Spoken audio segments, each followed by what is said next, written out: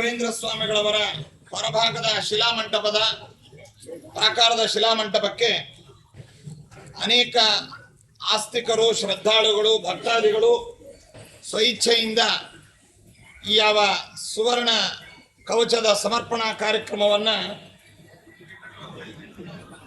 ನಾವು ಇವತ್ತು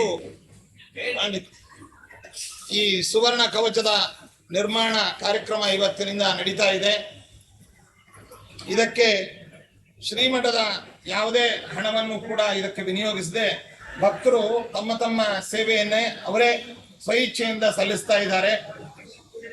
ಇಡೀ ಪ್ರಾಕಾರಕ್ಕೆ ಬಹುಕೋಟಿ ಮೌಲ್ಯದ ಈ ಯಾವ ಸುವರ್ಣ ಕವಚವನ್ನ ನಿರ್ಮಾಣ ಅನ್ನುವಂಥದ್ದು ಹರಿವಾಯ ಗುರುಗಳ ಅನುಗ್ರಹ ಮತ್ತು ಅವರ ಪ್ರೇರಣೆ, ಭಕ್ತರ ಅಪೇಕ್ಷೆ, ಸಹಕಾರದೊಂದಿಗೆ ಇದು ನಡೀತಾ ಇದೆ. ಇದು ಸಾಂಕೇತಿಕವಾಗಿ ಒಂದು ಭಾಗದ ಇದನ್ನ ಇವತ್ತು ಇಲ್ಲಿ ರಾಯರ ಸನ್ನಿಧಾನದಲ್ಲಿಟ್ಟು ಪೂಜಿಸಿ ಇನ್ನು ಕೆಲಸ ಪ್ರಾರಂಭ ಆಗತ್ತೆ. ಭಕ್ತಾದಿಗಳು ಯಾರಿಗೂ ಕೂಡ ನಿರ್ಬಂಧವಿಲ್ಲ. ಅವರು ವಸ್ತು ರೂಪವಾಗಿ, ಇದು ರೂಪವಾಗಿ ನೇರವಾಗಿ ಅವರೇ ಸೇವೆಯನ್ನು ಮಾಡಬಹುದು ಎಂಬುದನ್ನು ಈ ಸಂದರ್ಭದಲ್ಲಿ ನಾವು ತಿಳಿಸ್ತಾ ಇದ್ದೇವೆ. ಮತ್ತೆ ఈ రోజు నుండి రాఘవేంద్ర స్వాముల వారి బయట శిలామంటప ప్రాకారానికి ఈ బంగారు తాపడం కవచ నిర్మాణం అనేటువంటిది కార్యక్రమం ప్రారంభం కానున్నది. శ్రీమఠం నుండి ఒక్క రూపాయి కూడా దీనికి వెచ్చించకుండా భక్తులే స్వయాన స్వయిచ్ఛతో రాఘవేంద్ర స్వాముల వారి ప్రేరణతో దీన్ని చేయించాలి అనేటువంటి ఒక సంకల్పం చేశారు అందరూ. అందువలన నేటి నుండి సాంకేతికంగా ఈ పూజలను ప్రారంభించి ఇంకా ఈ కార్యక్రమం అనేటువంటిది జరుగుతూ వెడుతుంది. దాదాపుగా ఇంకొక నెలన్నర 2 నెలల్లో ముందు భాగంలో సంపూర్ణం అవుతుంది.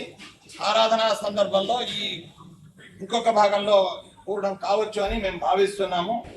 దీనిని బెంగళూరు శిల్పి మన శ్రీనివాస్ అనే వారు వీళ్ళందరూ కూడా ఈ కార్యక్రమాన్ని చేస్తున్నారు. దీనికి కావలసినటువంటి రాగి రేకులను దాదాపుగా 6000 కేజీల రాగి రేకులను శంకర్ ఎలక్ట్రికల్స్ బెంగళూరు అనేటువంటి వారు అయోధ్యలో ఎవరైతే విద్యుత్ దీపాలంకరణ చేశారో వారు సేవా రూపంగా ఈ దీనికి సరిపడేటువంటి రాగి రేకులను అంతటా కూడా వాళ్ళు సమర్పించారు.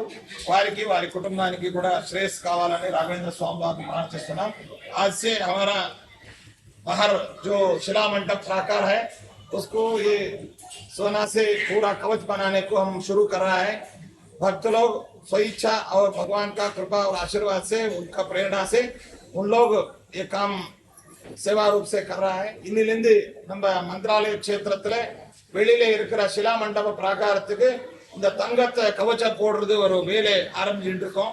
பக்தாள் அவளுடைய இச்சை மூலமாயி பகவானுடைய ஆசீர்வாதத்தினால இந்த காரியக்கிரமத்துல ஒவ்வொரு தனித்தனியாயி அவர் கைங்கரியம் பண்ணிட்டு இருக்காங்க. எல்லாருக்கும் ಎಲ್ಲ ವಿಧವಾದ நல்லதாகணும்னு நாங்க சுவாமி திருಪಾದத்துல வேண்டிக்கிறோம். இந்த ಇವತ್ತಿನ ಈ ಐತಿಹಾಸಿಕ ಶುಭ ಸನ್ನಿವೇಶದಲ್ಲಿ ನಮ್ಮ ಶ್ರೀಮಠದ ಹಿರಿಯ ವಿದ್ವಾಂಸರು, ಶ್ರೀಪಾದ ಪುತ್ರರು, ಅದೇ ರೀತಿಯಾಗಿ ನಮ್ಮ ಪೂರ್ವಾಶ್ರಮದ ವಿದ್ಯಾಗುರುಗಳು, ನಮ್ಮ ತಂದೆಗಳು ಅವರು ಇದಕ್ಕೆ ಸಾಕ್ಷಿಗಳಾಗಿ ಇಲ್ಲಿ ನಿಂತು ಈ ಐತಿಹಾಸಿಕ ಸನ್ನಿವೇಶದ ಕಾರ್ಯಕ್ರಮವನ್ನು ನಡೆಸ್ತಾ ಇದ್ದಾರೆ.